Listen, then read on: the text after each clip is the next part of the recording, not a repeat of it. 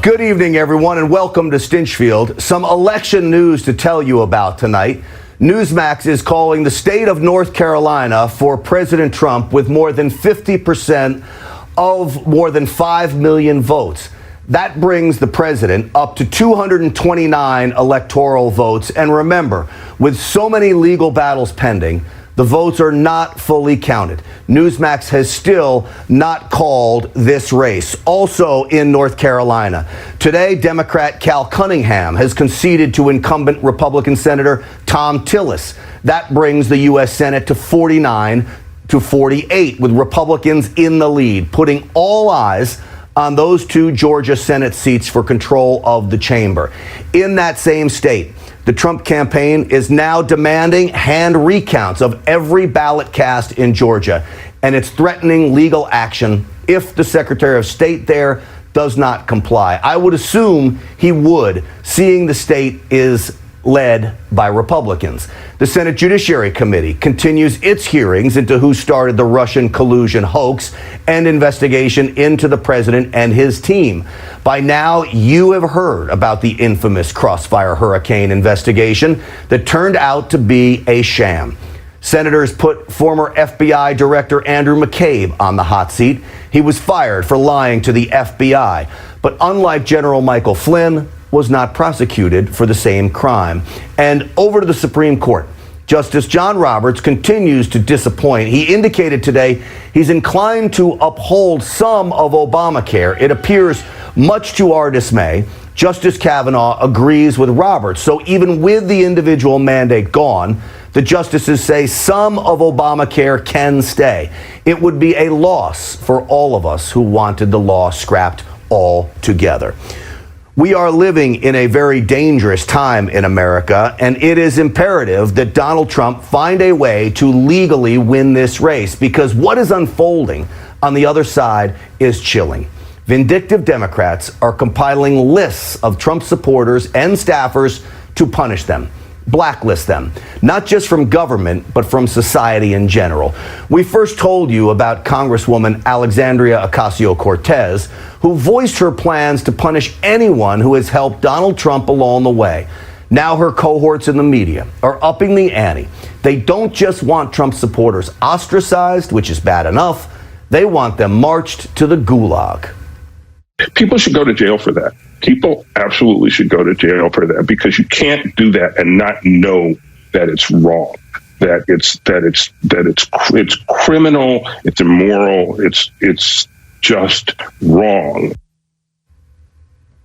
Well, that, of course, is Eugene Robinson, a columnist for the Washington Post, seriously considering the idea of imprisoning Trump administration officials because of policy decisions he and his fellow leftists disagree with. So a man who makes his living, thanks to the First Amendment, wants to squash any form of dissent under Democrat leadership. Kiss freedom goodbye. It is why Joe Biden must be stopped and the election engineering must be exposed, because right now, the leader of the Democrats is emboldening the radical base of his party to be vengeful, petulant, and in some cases, yes, violent. Because as the rhetoric increases about imprisoning Trump supporters, Joe Biden remains silent, as his insincerity calls for unity. Joe Biden needs to publicly denounce the now exposed Trump Accountability Project. As of yet, he hasn't. TAP, as it is dubbed, is a document that is said to name every Trump administration and campaign staffer, as well as every member of Trump's legal team, in what can only be described as a proverbial hit list for radical leftists. Jessica Valencia, columnist for Medium, tweeted this, and I quote, "If you give anyone in this administration a job, if you put them on a panel, if you in any way give them the benefit of the doubt or a platform of power, F you." So now you can't work, you can't volunteer, you can't survive if you don't bow down and submit to the left's radical socialist agenda. It does not get more un-American than that. The New York Times writer Tom Friedman summed up the left's view of the GOP this way. It's not only shameful, this is actually, Chris, the biggest threat to our democracy since the Civil War. Well, we shed blood during the Civil War, lots of it. It was the darkest time in American history. Is Friedman quietly egging on violence against Trump-loving conservatives? Let's hope not. But I will say this. As a nation, we are not a good spot as far as the strife and division goes. But we are not on the verge of civil war either.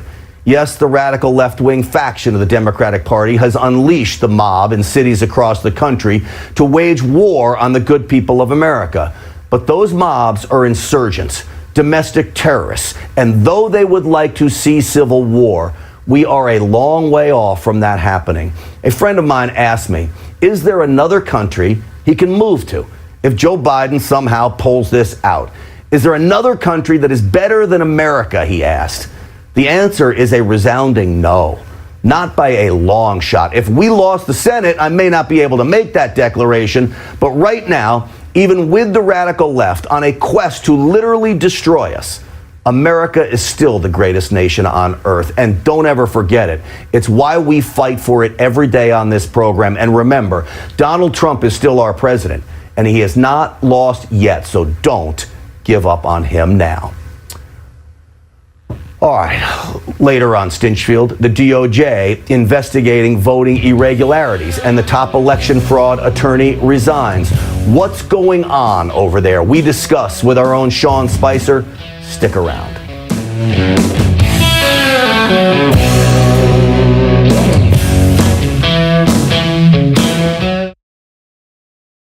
Remember the old days?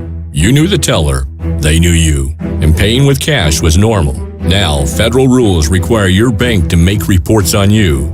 Many stores won't even accept cash. Get The War on Cash by David McRee. It reveals the dangers to your money, even confiscation. A #1 Amazon bestseller, The War on Cash shows you how to protect your money. Get the free offer now.